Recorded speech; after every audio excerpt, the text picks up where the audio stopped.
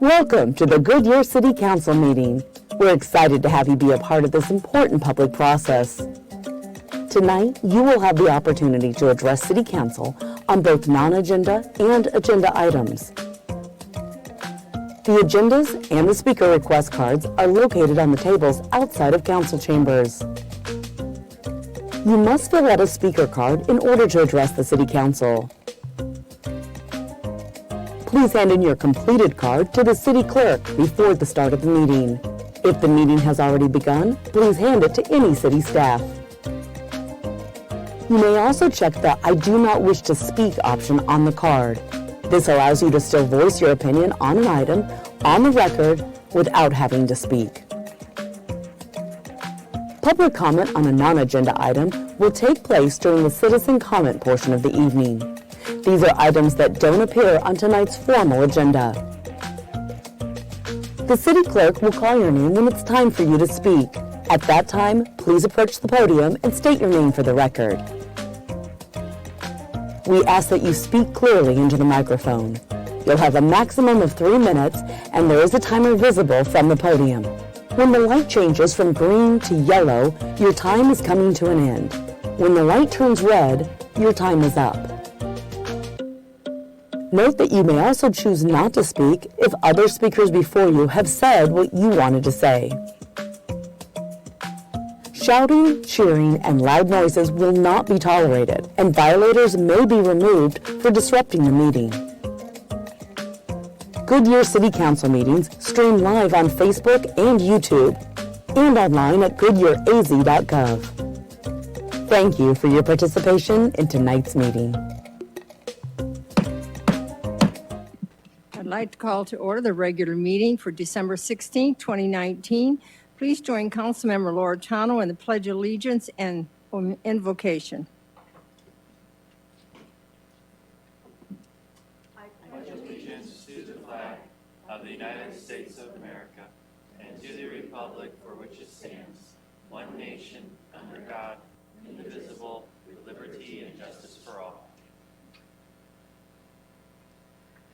Dear Lord, during this season of peace and joy, we thank you for the blessings that you have bestowed upon our community in the last year.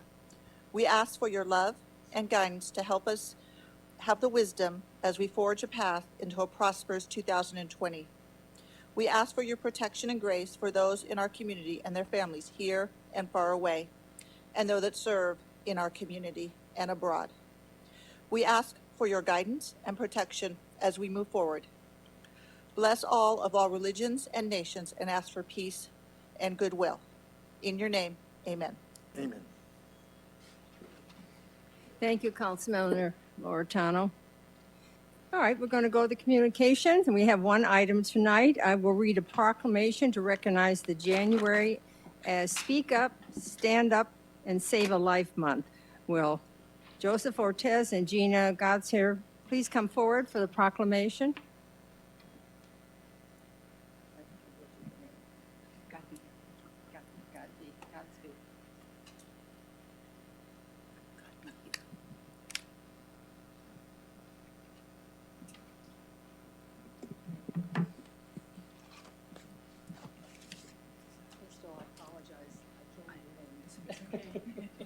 So why don't we one on either side?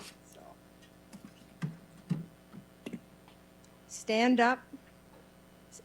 Speak Up, Stand Up, and Save a Life Month, January 20th. Whereas the Speak Up, Stand Up, Save a Life campaign is an opportunity for government, law enforcement, and members of our local community to come together to support the kids. By teaching students in local schools to identify and report warning signs and cries for help, whether at school, after school, or on social media, we can prevent unnecessary tragedies and make our communities safer for every child. Whereas Speak Up, Stand Up, Save a Life campaign educates and empowers the youth to report concerning behavior, posts, comments, and other indicators of distress to school representatives, law enforcement, or other authority figures who can help. More than anything, youth needs to know that it's okay to speak up, to stand up, and possibly save a life. Whereas on January 21st, 2020, thousands of students from the Phoenix metro area schools will come together to hear this important message and bring it back to their schools and communities where they can influence a positive change. As part of this month, I encourage all schools, parents, educators, law enforcement, and community leaders to embrace and share this message and learn how they can help make our community safer for all children. Now, therefore, be it resolved that I, Georgia Lord, Mayor of the City of Goodyear, Arizona, do proclaim the month of January 2020 as Speak Up, Stand Up, and Save a Life Month. And I ask all residents to join me in encouraging youth to take action with their peers are in need of and partnering with our local leaders in a simple, life-changing intervention. Given under my hand in these free United States in the city of Goodyear, Arizona, on the 16th day of December 2019, to which I have caused the seal of the city of Goodyear to be affixed and have made this proclamation public. Well, first of all, I want to thank both of you because it's very important. We're going to have council come down and take a picture of us, but first I'm going to give you a moment if you'd like to say something. Thank you, Mayor, and thank you to all the council. When we started this conference 3 years ago, this is going to be our 4th year, we started in the West Valley, and it has been a grassroots growing effort, and we've grown from 28 schools to over 150 schools, and none of that would be possible without all the support of all of our municipalities. Reading the proclamation helps us give awareness to this important issue, and we thank you because it's needed. Every day we're hearing about children whose lives are being saved, and we're losing a child to suicide. If you don't know, one child I'm hearing almost every 4.5 days. 5.5 wasn't bad enough, now it's 4.5 days. And what our goal for Speak Up, Stand Up is to educate every parent, teacher, and child of what the universal warning signs are, that one of their classmates can be in trouble. And then we're trying to empower them to tell a trusted adult. So thank you for helping us get this awareness out, and we would be honored if you are free on the January 21st or any member of your council could please join us, and we're very grateful for the support of your law enforcement with the city of Goodyear who have been with us from the beginning. So we thank you for all your support and leadership.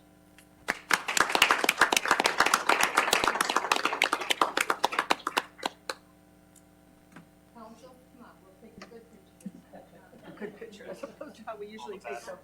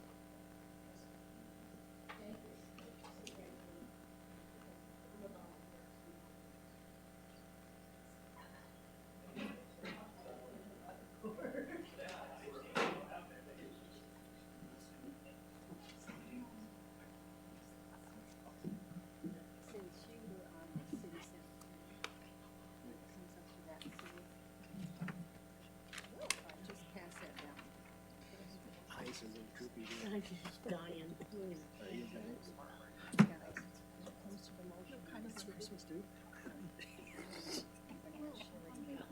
One red tie, one white shirt.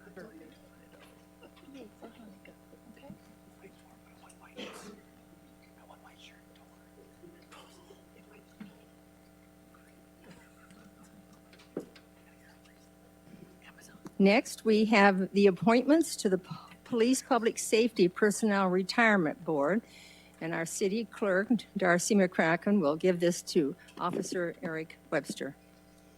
Good evening, Mayor and Council. The Police Public Safety Personnel Retirement Board had a member resign in November. The police department conducted a call for interested parties and then held an election, and Eric Webster was actually selected by the members of the police department to be on the board. Since the person who resigned had less than a year left in his term, this appointment will begin a new term of 4 years. And with that recommendation is to appoint Eric Webster for a 4-year term. Very good. Eric, would you like to say anything before she swears you in on this, and we'll vote on it? No, I appreciate your time. I think it's a very important, committee that needs to be, worked, for the benefit of the city as well as the members. So I'm very honored to be on that. Well, that's great. All right, council, I need a motion, a second, to approve the recommended appointment. Do I hear a motion? So moved. Second. I heard a motion from Councilman Kano and a second from Vice Mayor Stipp. So before we vote, is there any discussion? Well, I'd like to say a discussion. Eric, I've known you for a long time.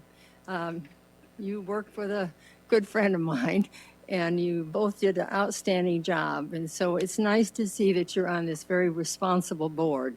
So, all right, guys, for the vote. All in favor, say aye. Aye. Aye. Opposed? The ayes have it. The city clerk now will administer the oath of loyalty. Okay, we're going to use this instead of the portable mic.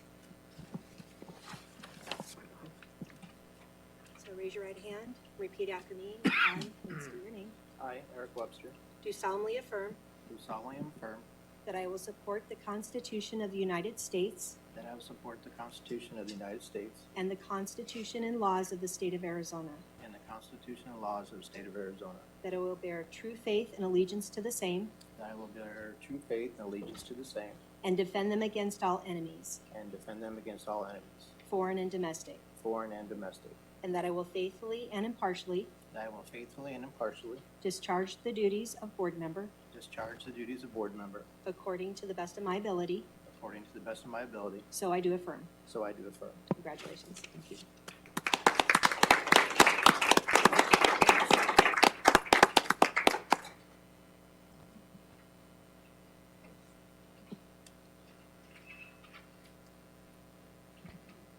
Now is the time for citizens who would like to address the city council on any non-agenda item within the jurisdiction of this Goodyear City Council. Do we have any cards?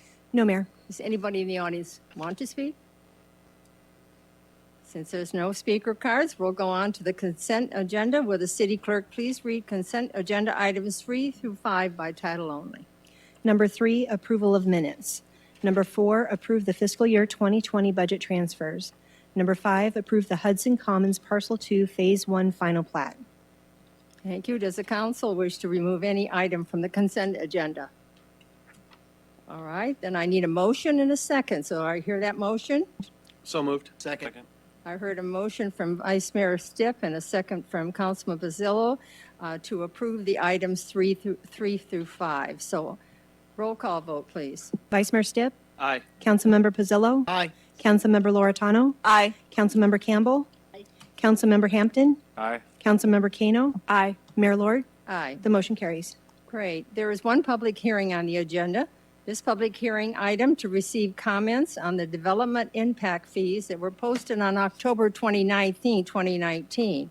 I'm opening a public hearing, and we have Finance Manager, Budget Researcher, Lori Wigenroth presenting. Lori? Thank you. Let me get the presentation up here.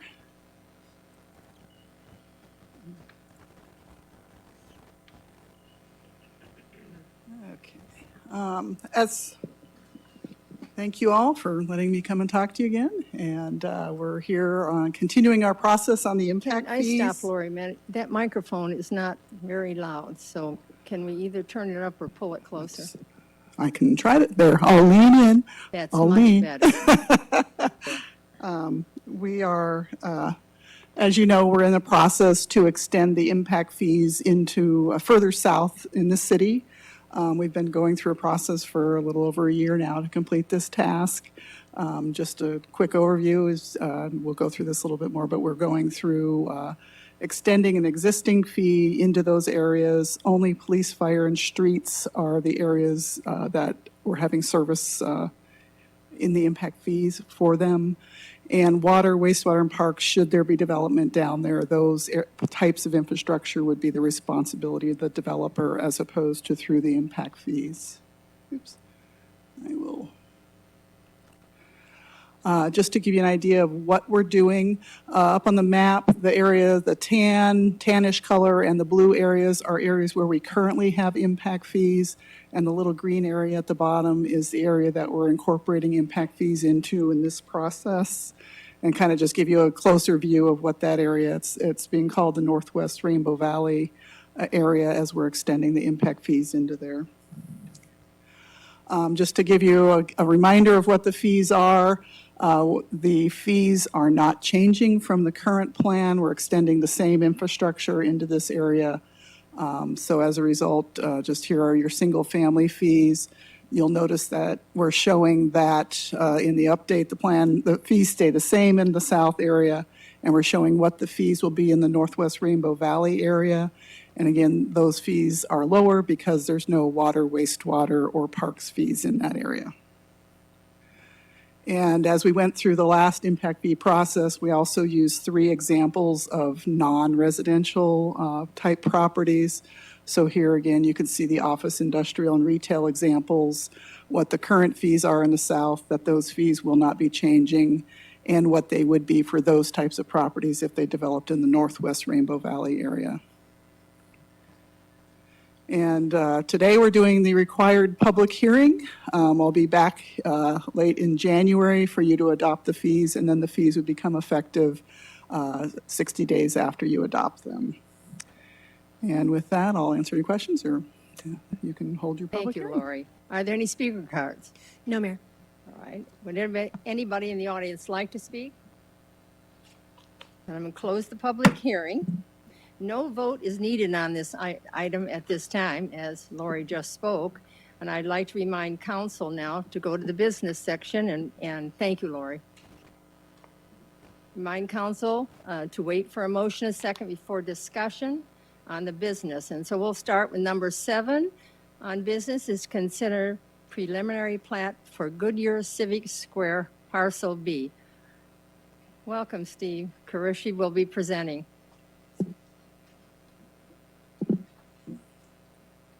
Thank you, Mayor, council members.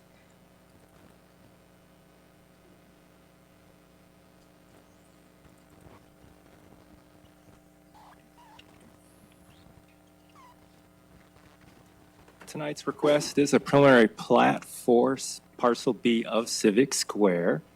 And Parcel B is one of 3 parcels of the Civic Square PAD. And we're located right here. This is Bullard Wash.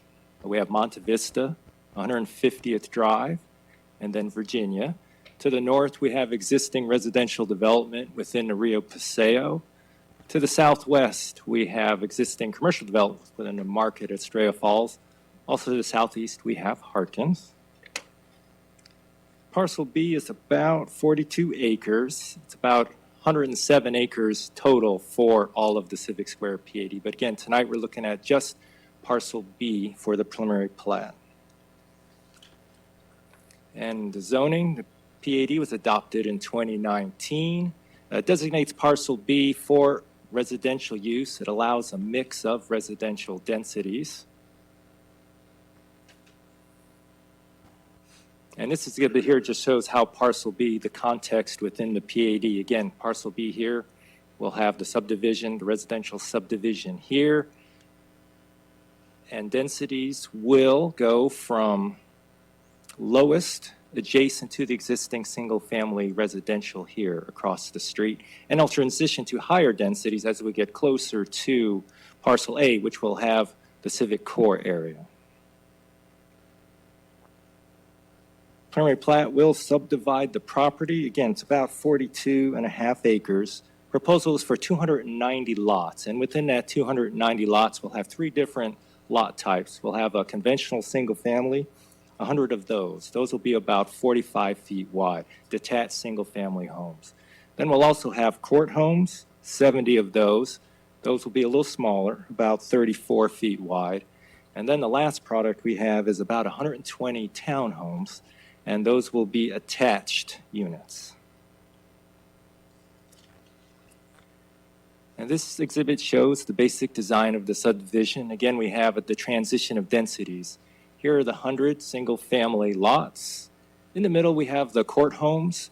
And then kind of wrapping around the south of the parcel, we'll have the townhome development.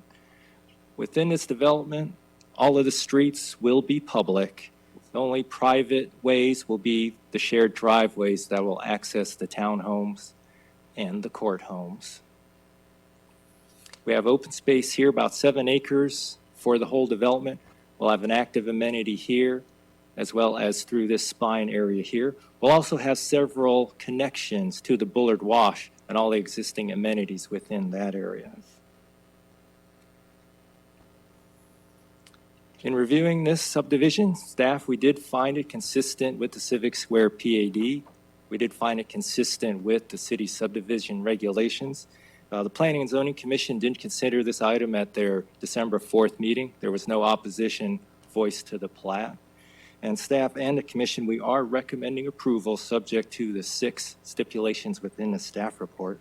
Mayor, that concludes my presentation. Staff and applicant are available for questions. Thank you. Are there any speaker cards? No, Mayor. Would anybody in the audience like to speak? Then I've asked specially tonight to take the motion by Councilmember Laura Chano because she was on the City Center Committee. And so I think you were pregnant then, and how old is your child now? She's 15. Yes, so I wanted to give her a thank you for all the work that she did. So can I have a motion and a second to approve the preliminary plat for Goodyear Civic Square Parcel B as attached hereto, subdividing 42.5 acres into 290 residential lots and 45 tracts generally located at the southwest corner of Virginia Avenue and 150th Drive, subject to stipulations. Do I hear that motion? Very happily moved. And I heard a second by, okay, motion by Councilman Loretano and a second by Councilman Campbell. All right, council, it's open for discussion. Councilman Hampton? No, I'm excited to see this area start to get more and more developed. So looking forward to it. I don't have any questions. Just looking forward to the next steps of this area developing. So thank you. Councilman Loretano? I'm going to echo that, and I want to thank everybody's hard work. I know it took a whole team to get this to where we are today, and Globe and our partners. So great thanks for the vision and foresight from everybody who worked on this, because this is just, it's a long time in the making, and I think it will really change the dynamics in that area and the dynamics of the city. So thank you all very much. Vice Mayor? I had a conversation today with a development attorney regarding something else, but in that conversation, we talked about what's happening in the city, and one of the things that that I mentioned was it is so great to have property owners who are willing to take the chance and who are willing to actually develop on some really unique products and opportunities, and this is a great example of one of those. So very excited. I appreciate the whole team coming together and making this a reality. It's a good buffer between the existing residential and what will be multifamily and more of a commercial site. So I think we're very consistent with planning benchmarks and planning realities. So I'm excited about it. I appreciate the effort. Councilmember Kano? I do have a question. I would like to know what the difference between the green court homes are and regular court homes.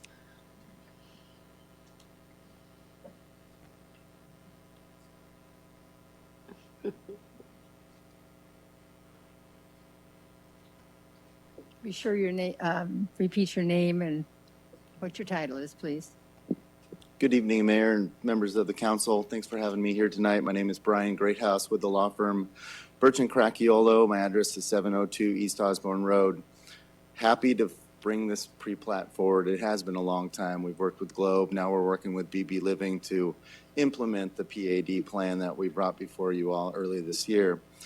Yeah, it's a great question. The green court homes and the townhouses are all alley loaded. Mm-hmm. The townhomes front out onto the street, and the green court homes front into each other with a green space in between. Mm-hmm. Just an area to talk to your neighbors and hang out a little bit.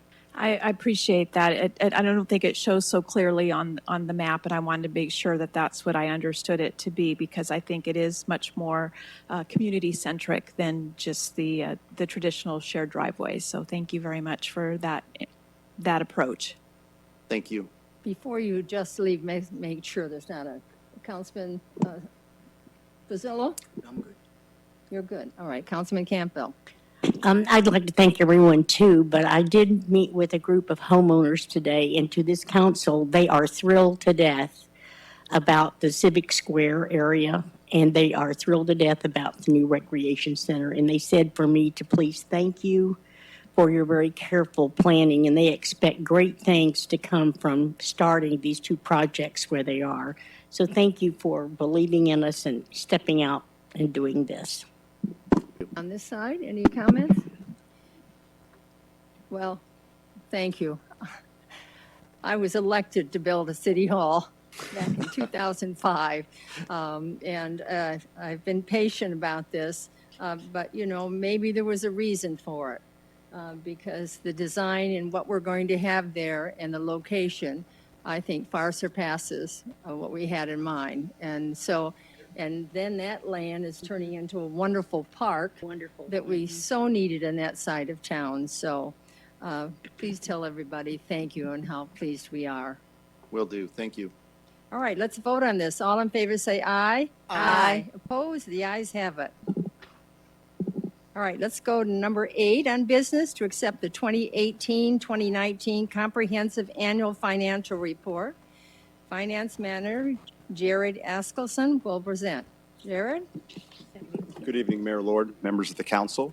I'm here tonight to present to you the comprehensive annual financial report for fiscal year 2019. Fiscal year 2019 ran from July 1st of 2018 to June 30th of this year. We're going to talk about 3 topics tonight. First, we're going to start with answering questions about what's new with our CAFR this year.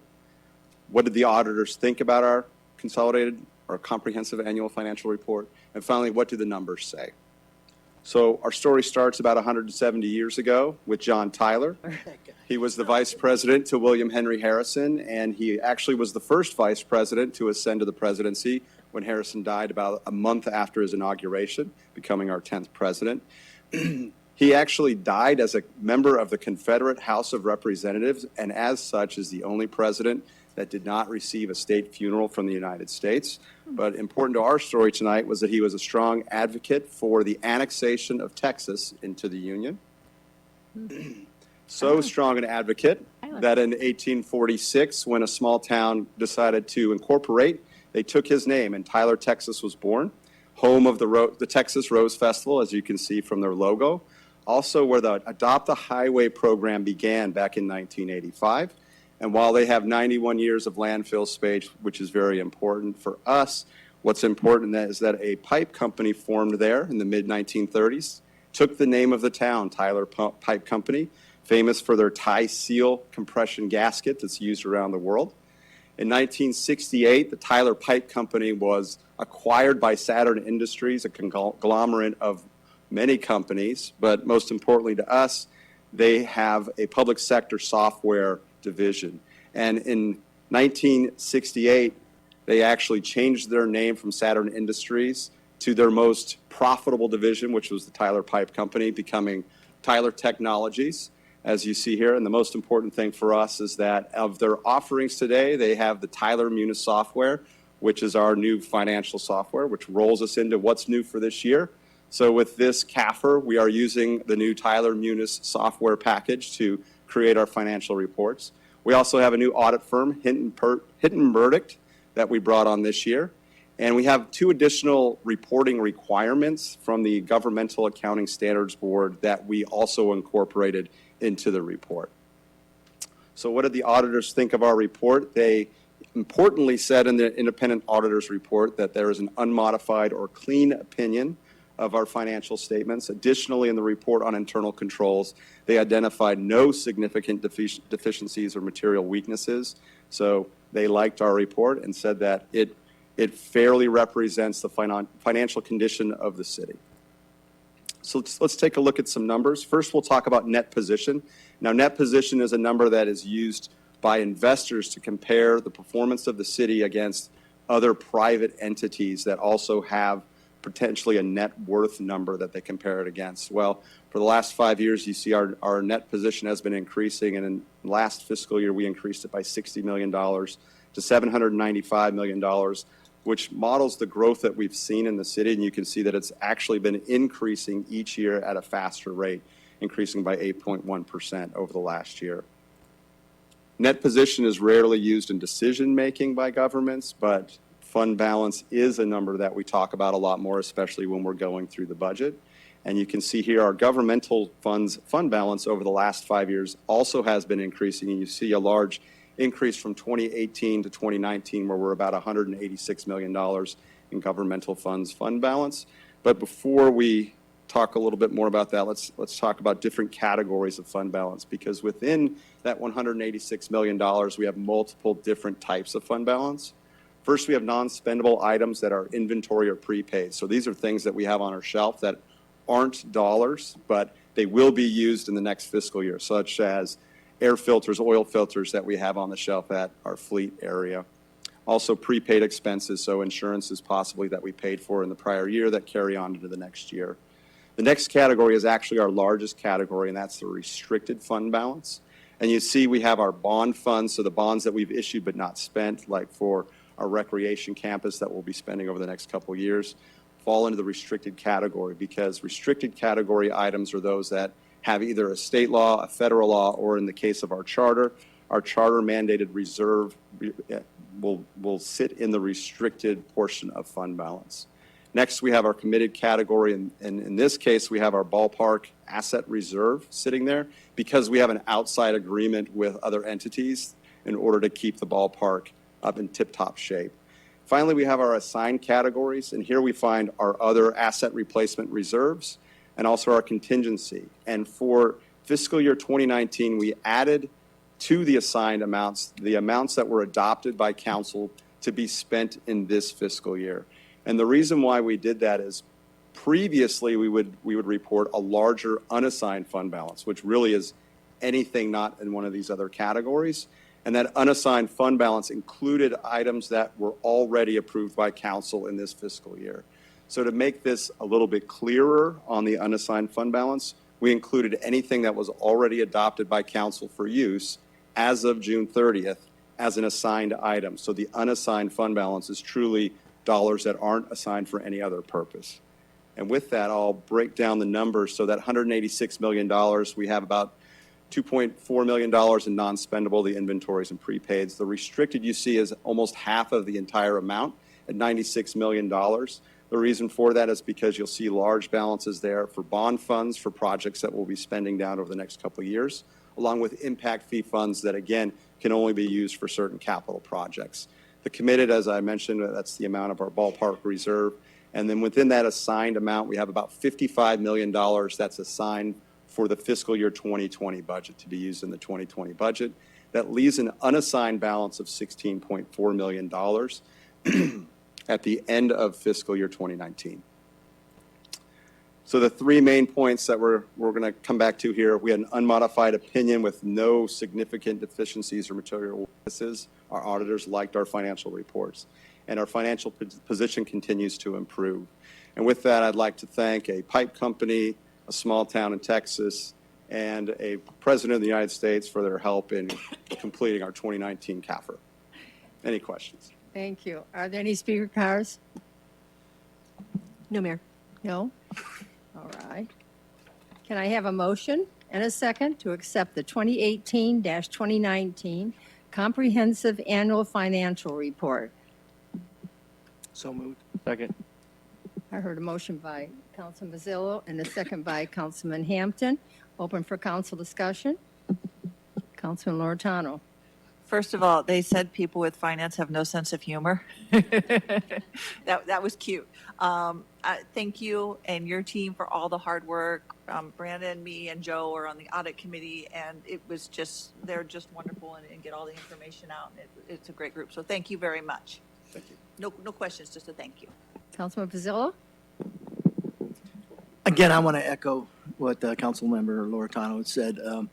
Very forthright in questions answering. We had a lot of discussion while we were in that meeting. I also like the way you present it. Short, sweet, to the point. The numbers are really easy to follow. Even non-accountants can understand what you put out there. So again, I thank you for the presentation. And I guess also thanks to the former president for me. Any other? Our Texas person's not going to say anything over there? I said Texas, Molly. Oh, Texas. No. Well, I thank you for your creative presentation, and I think a little history lesson helps, especially in this day and age. All right, Council, the discussion is done. Let's vote. All in favor say aye. Aye. Opposed? The ayes have it. Thank you very much. The next item on business is consider approving the expenditure authority for the Fire Station 181 and the Fire Station 186 and off-site construction. Deputy Fire Chief Tom Cole presenting. Tom? Evening, Mayor and Council. Joining me this evening is Diana Williamson. She's from Engineering, our Senior Project Manager for the Fire Station projects. Tonight, we're requesting your consideration in authorizing expenditures to allow 2 fire stations to progress from the design phase into construction. Fire Station 186, located in the Estrella Communities, planned to open in late 2020, and Replacement Station 181, located on 143rd Avenue near Celebrate Life Way, is planned for early 2021. So this is our opportunity to give you an update on those projects, and here we go. The design process for these stations has been an inclusive one, with Fire Command staff and firefighters working hand in hand with our design team, with folks from engineering, IT, facilities, and other essential stakeholders. The first thing I'd like to point out is that these new stations are designed to follow our existing processes. They're designed for how we live and work in fire stations.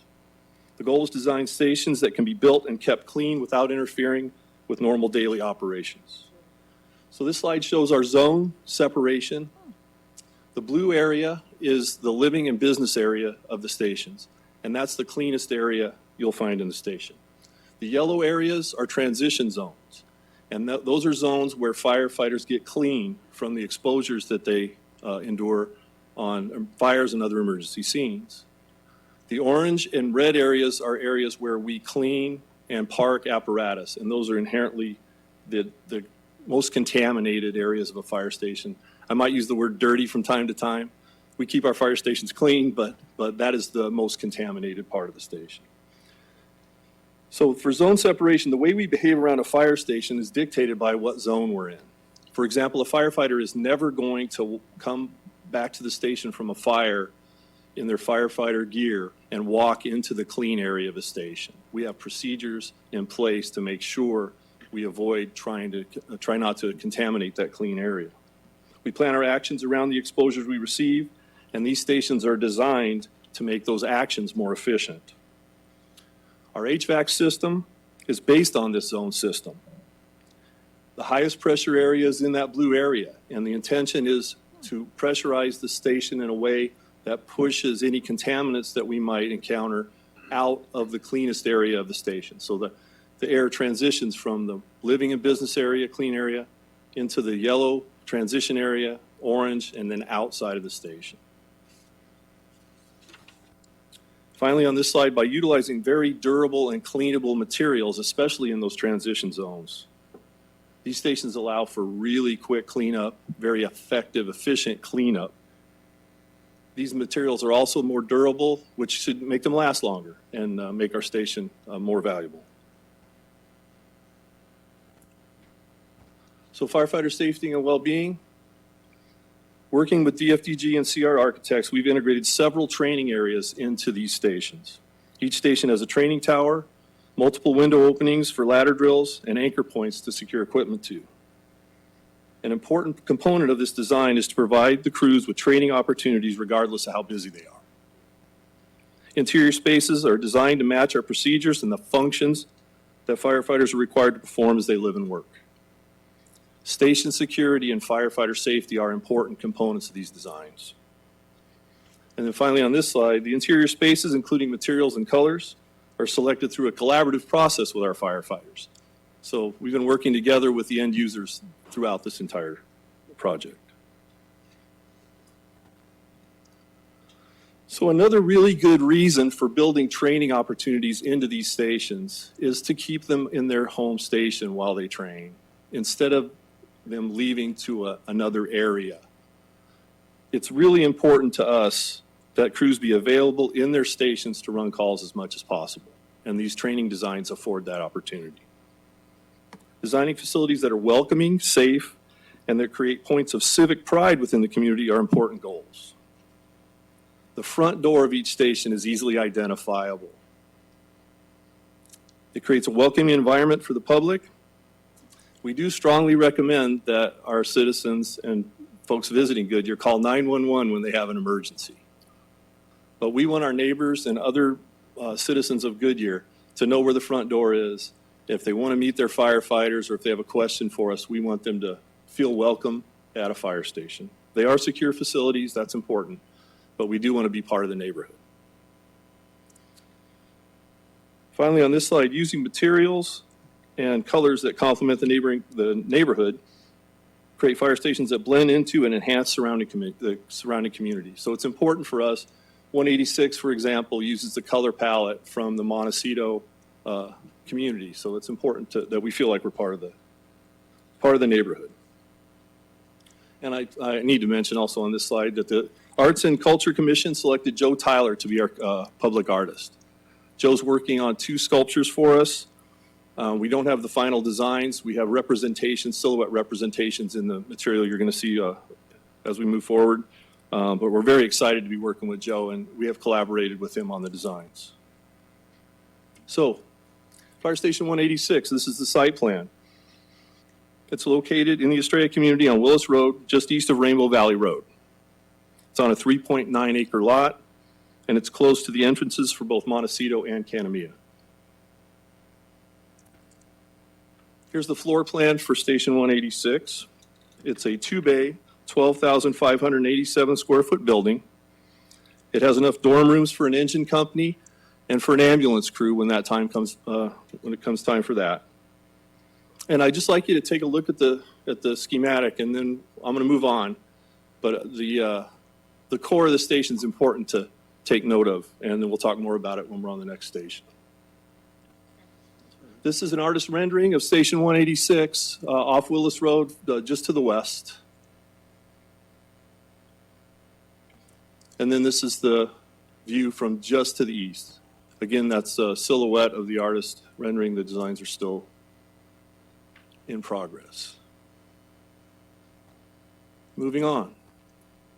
Station 181. It's located on 143rd Avenue between Van Buren and Celebrate Life Way. It's on 4.8 acres of land, excuse me. And here's the floor plan for 181. It's a 3-bay, 15,855 square foot design. It has room to house an engine company, ambulance crew, and it's also configured to handle any fire truck in our fleet. It's important to note here that the basic layout of the core of the station, the heart of the station, is identical to that of 186. So what we've tried to do is create a common design that's scalable depending on where the station's located in our communities. So I'll take an opportunity here. Here's our training tower, one of the training props we're very proud of. This side of the station, on the opposite side of the bays, is intended to handle our dirty stuff. When we have dirty firefighter turnout gear, this is where that goes. It never gets over into the clean side of the station. When our firefighters need to get cleaned up from going on a fire or another emergency call, this is the corridor they'll go through. And here we have the whole area in the heart of the station where they get cleaned up. We try and work hard to segregate these areas from the areas where they conduct business and where they live. That's the key here. Again, areas for fitness, kitchen, ubiquitous in fire stations, dining area, and then our dorm rooms. We're very excited about these designs as they really do fit the procedures that we follow every day. So here's a look at Station 181 from 143rd Avenue, just to the south. And here's one, this would be like in the parking lot, so just west of 143rd Avenue in the parking lot. It distinctly shows the front door of the fire station and those design elements. Again, the public art is a silhouette representation. One of the things that we also like a lot about this space is it gives us an opportunity, should we decide to conduct a memorial service sometime in the future. This was a space that's created for that purpose. So at this time, I'm going to turn the presentation over to Diana Williamson to talk about project phasing and to talk about our recommendation to council. Thank you. Welcome, Diane. Hi, thank you. Good evening. So the project phasing currently for Station 186 is, we just hit a milestone and completed the design documents, and our designer, architect Dick and Fritchie design group just recently submitted for permit. So the completion of design documents milestone for December has been met. We anticipate starting construction in March 2020. And as Deputy Chief Cole mentioned earlier, we anticipate occupancy in late 2020.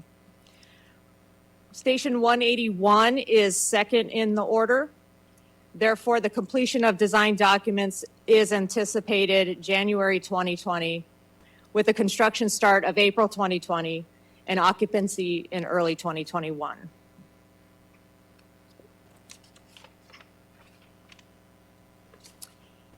And so what we would like to request is the approval of an expenditure authority for all the remaining fees and costs for the remaining design, construction, completion of related off-site improvements for Fire Station 186, up to the spending authority of $8,274,300. And for replacement Fire Station 181, up to the spending authority of $10,474,233. Thank you.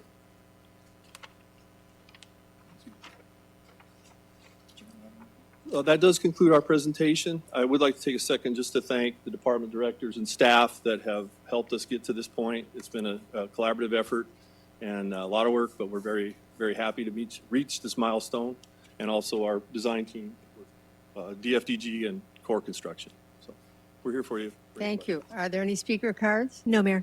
Would anybody in the audience like to speak?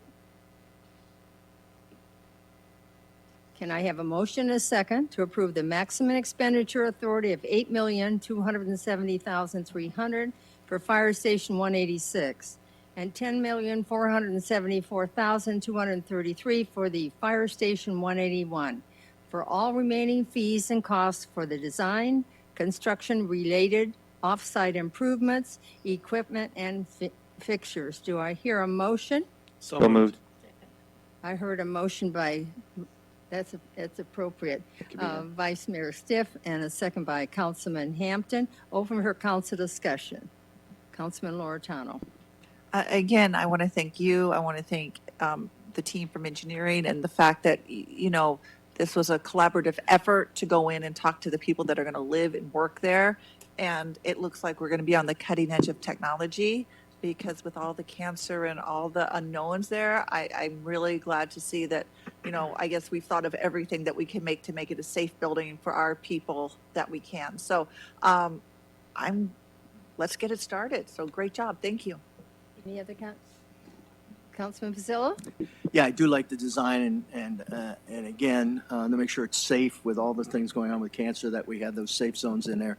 Can you just explain to me real quick what the difference between the 2.2 million between the two buildings are in general? I'll take it.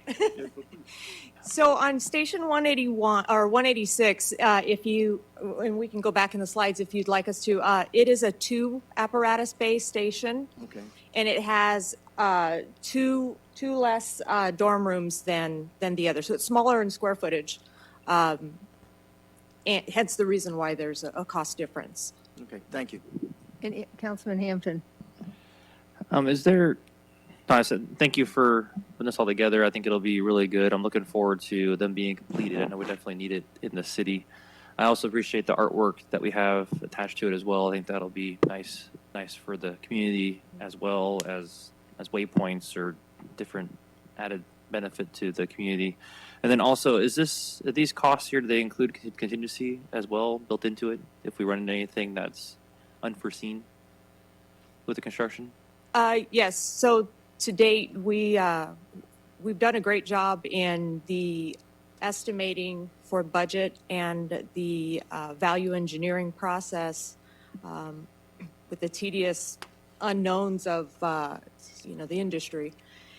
And to date, the cost estimates that we've received from the CMAR contractor, Core Engineering, we have been under budget, and we are very confident that we will remain under budget through the GMP process.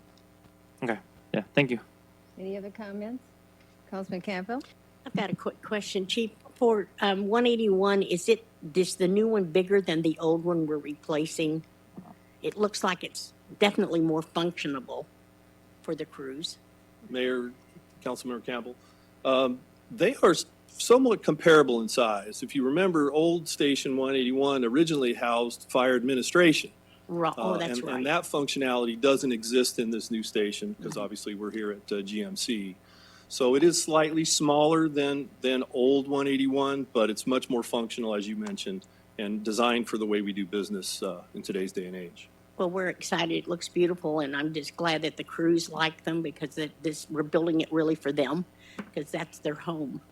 And we want to make sure that we afford them all we can to keep them safe and happy. So thank you. Any other? I'd just like to thank staff for their planning, the city manager for her planning, the fire department. How many cities build 2 fire stations within just a year of each other? I think it says a lot.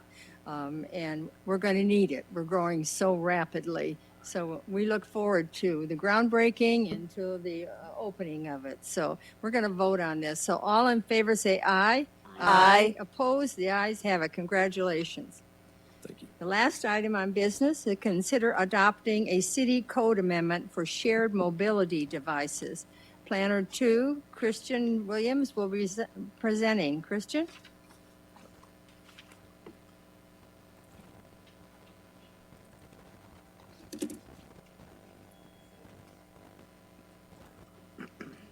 All right. Good evening, Mayor and Council. Today we're going to discuss the next steps following your work session conversation and direction on shared mobility devices or electric kick scooters and e-bikes. As a recap, during our September work session, staff presented this slide showcasing our current state and our future options. It was at that time Council provided direction to create a shared mobility device program similar to the one shown in Phase 2 long-term approach. So provided is staff's recommendation on how we move forward with your prescribed policy.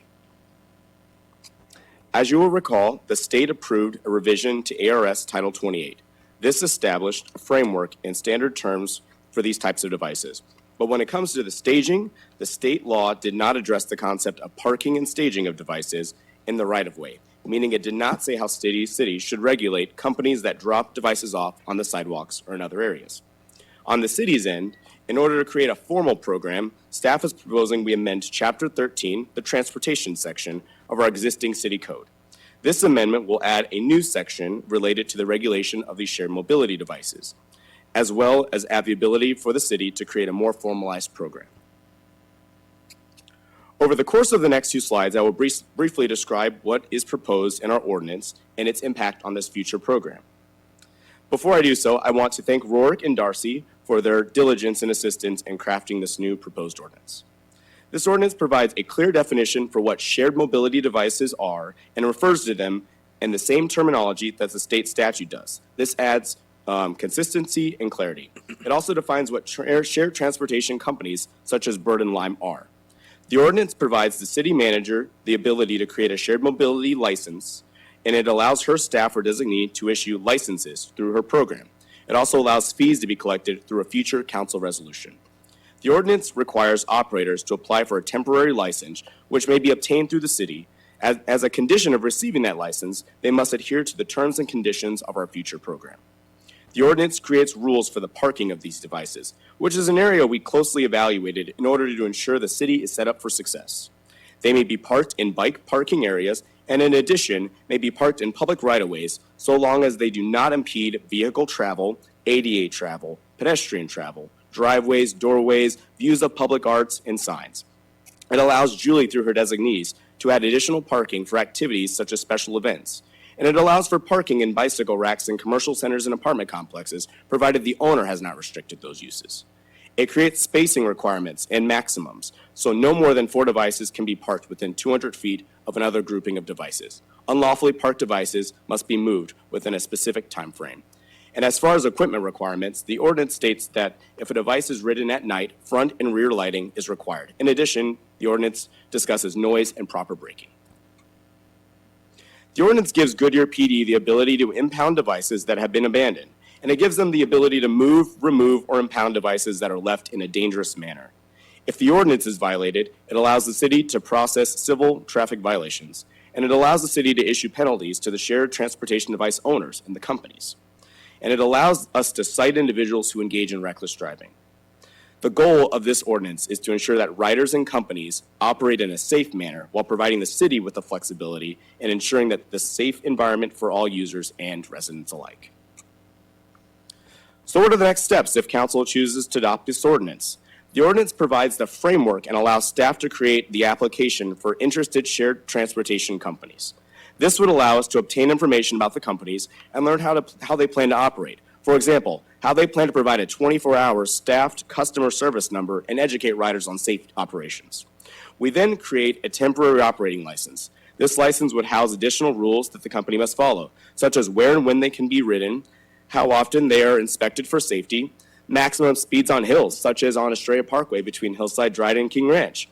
And it allows us the flexibility to amend the rules or revoke license based on real-world performance. It would also have the company's consent to penalties and fees, as well as require certain levels of indemnification. As a part of this process, we would also establish those fees for program participation. So now, having heard this presentation, staff is recommending that council consider adopting Ordinance 2019-1459, which will amend City Code Chapter 13 Transportation and add a new Article 13-6, Shared Mobility Devices. And that's the end of my presentation. So, Mayor, if you have any questions, I'd be happy to answer them as you lead your discussion. Thank you. Are there any speaker cards? No, Mayor. Would anybody in the audience like to speak? Which I think is nothing. There isn't anybody on the left. So will the city clerk please read ordinance number 2019-1459 by title only?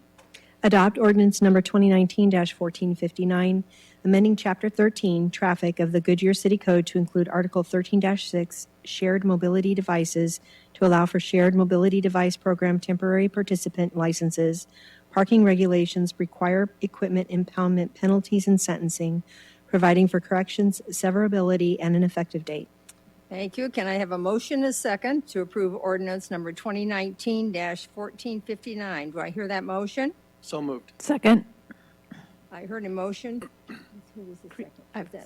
Thank you. I heard a motion from Vice Mayor Stiff and a second from Councilman Kano. Open for council discussion. Vice Mayor?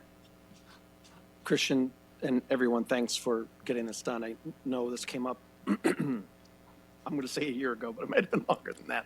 But better to do it right and to get it all done at one time than to keep coming back time after time. So thanks for getting that done. Councilman Zilla? You know, Christian, I know when we had the earlier discussion, we looked about hold harmless the city, you know, from an insurance policy standpoint. Is any of that in this ordinance? So that portion is not in the ordinance, but where we had flexibility to add that would be in a program. So the ordinance will establish that the Julie can create a program, and as part of that program and receiving that license agreement, we would make them sign off on things like indemnification and insurance liability. Yeah, so my only concern is before we move forward, or at least in the licensing part, I want to make sure that's in there because, you know, there's a lot of things that can go wrong with those things. And I want to make sure that we're held harmless. So whatever it takes to make sure we have the insurance policy to cover that. I think that's important that that's in place as you license these people. I really do. Councilman Hampton? So I know this is first shared, but maybe I think I wasn't at the work session, but is there an ordinance also that covers if you're not part of a ride share program and you own your own? The state law would cover that portion. Okay. Okay, thank you. Councilman Kano? I know we talked a lot about concerns about people coming down the hill at Estrella and the possibility of geofencing. Is that included in this? We do have an option in the program that we're working on right now to add geofencing, but one thing we were looking at in the language is companies that rent out those devices would have to have the ability to regulate the speed of those devices, so we could put something in place similar to how Phoenix says, where if you're going through a part of the community we don't want you particularly in, the speed of that device must be able to slow down. So we could say something like on Estrella Parkway between Hillside Drive and King Ranch, the device must slow to 5 miles per hour, 10 miles per hour, something like that. Okay. Well, because not only we have the hill, but then you've got railroad tracks and MC 85. I mean, it's a potentially very dangerous exchange. Whereas as we're developing a city core, it seems that that's really the appropriate use for something like this. So with the limit of 4, with all our multi-family housing conceivably being there, is that going to limit access, or will it be hard to enforce? I mean, 4 for some of these huge complexes that are building seems pretty minimum number.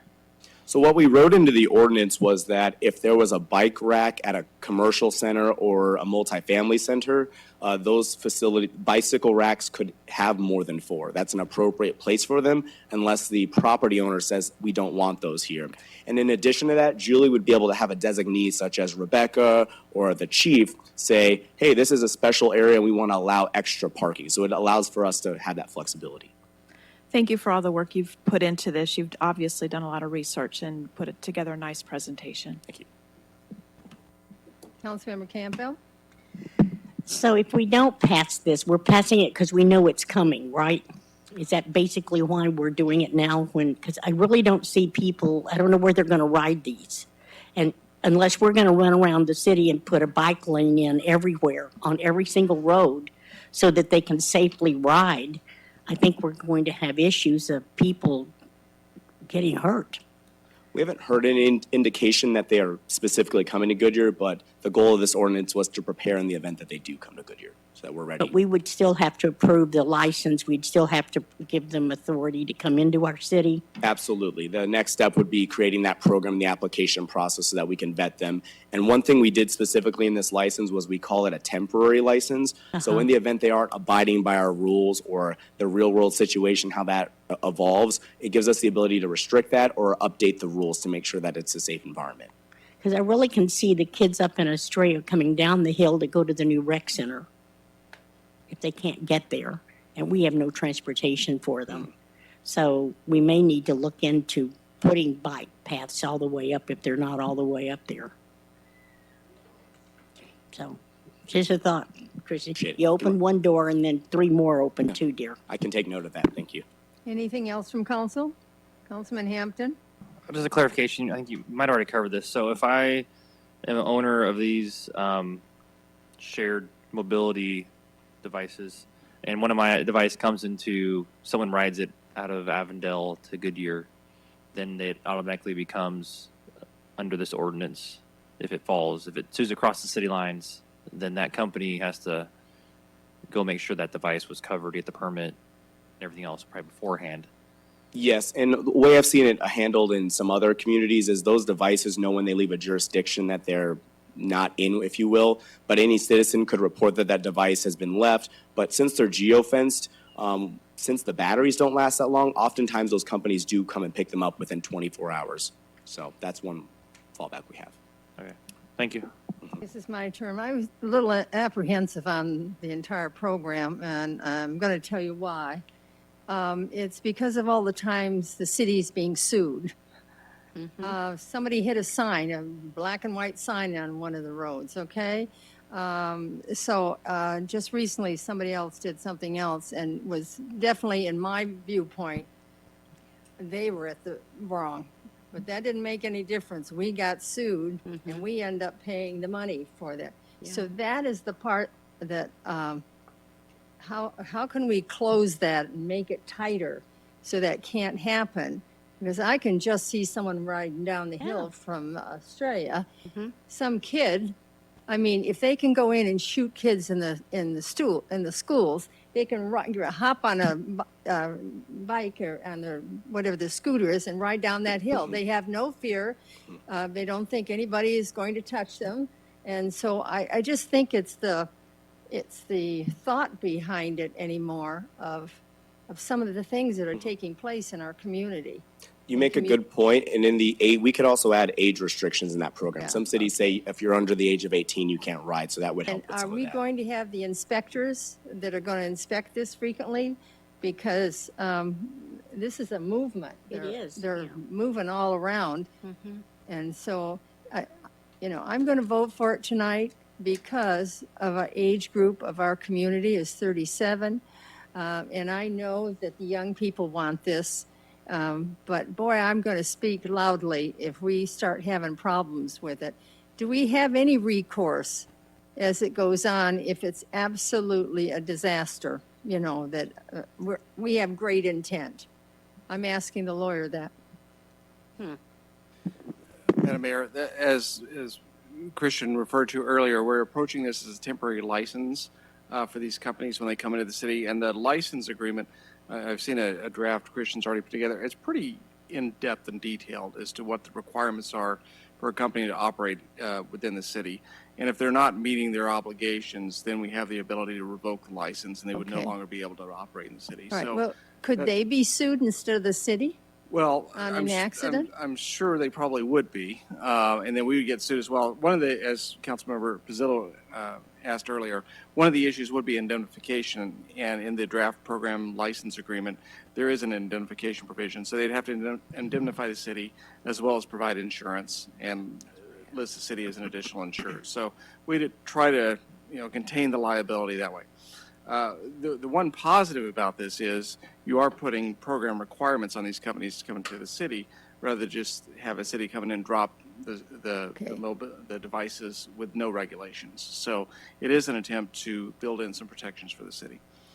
So are the police going to be involved in this? This is going to take manpower from that department. I mean, are we going to have, on the bike, riding around and finding these kids, or are they going to have a scooter to catch up with them? I don't know. These are the things, some of the things that really concern me. So I want to make sure that the budget is open to help the police department if in fact this becomes a real heavy effort on their part. So thank you very much. All right, so discussion is finished. So roll call vote, please. Vice Mayor Stipp? Aye. Councilmember Loretano? Aye. Councilmember Campbell? Councilmember Hampton? Aye. Councilmember Kano? Aye. Councilmember Pizzillo? Aye. Mayor Lord? Aye. The motion carries. Okay. Look, 7:06. That great. All right, so let's go down the information. Does council have any comments, accommodation reports on current events? No? Oh, you want something? Okay, so I'm going to open it up for those that have a question to the city manager. Go ahead, Bill. Tried to get you before the meetings. We've recently moved to a different part of the city, so now I have the joy of listening to the racetrack that's in the county off of Camelback. I'm just curious, since most of the staff, with the exception of Rorick, nobody was here when we encountered that event, I was predominantly. here. Well, I'm said staff. Are we checking up on the noise level requirements that they have in place? How do we follow up on that? Obviously, nothing that we'll get now, and it's not an urgent matter. So when we get to answering that, but I'm just curious how we're keeping them within the parameters that have been set by where they're at. Thank you. I'd be glad to look into that and report back to council. Thanks. All right, next, Sherry? Two things. First of all, I want to thank Parks and Rec for the wonderful Goodyear glows. Unfortunately, weather, but it's still, there were kids out there that even rainy, it's like they got no lines, so they were loving it. And then I just want to let everyone know, I did ask the city manager a question earlier today, just so everybody knows what I asked of her, that Phoenix is voting on Wednesday for the tax on the Uber, Lyft, and Uber and Lyft this morning came out with letters that said, I heard on the news that they're going to pull out of Sky Harbor.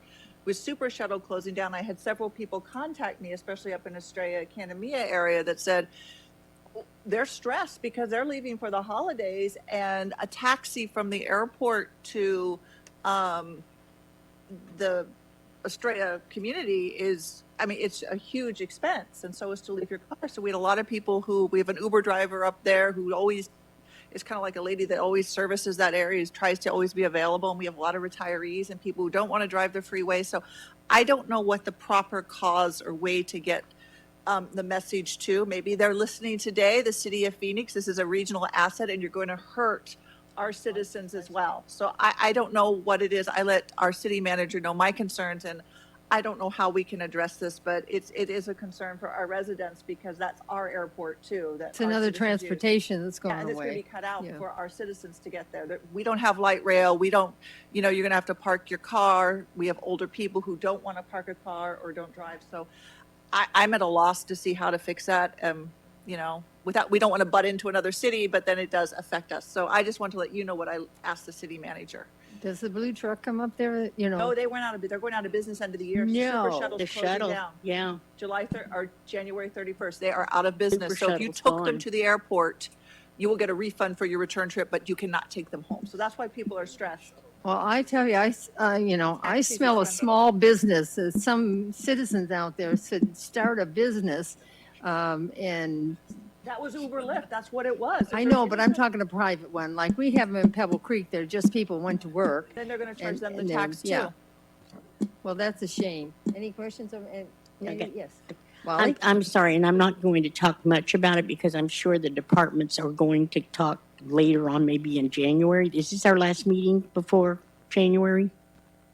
Well, we did the Goodyear Shop with a Cop, and it was fabulous. The children were wonderful, and it was so well executed. And Santa Claus came in the sheriff's helicopter, which was wonderful. Everybody thought it was so fun. And the shopping spree with Walmart on Estrella Parkway it was excellent. Everything was wonderful. The kids were darling. And then Chief Louisi and I and his fire crew ran over to Pebble Creek, and I have no idea how many presents we filled, but we filled an entire truckload. I have no idea, but it looked like hundreds to me, and bicycles, and the Fill a Need did their delivery on the 14th, and this is the first year I've missed in 6-7 years, but I was in the parade, which was a lot of fun.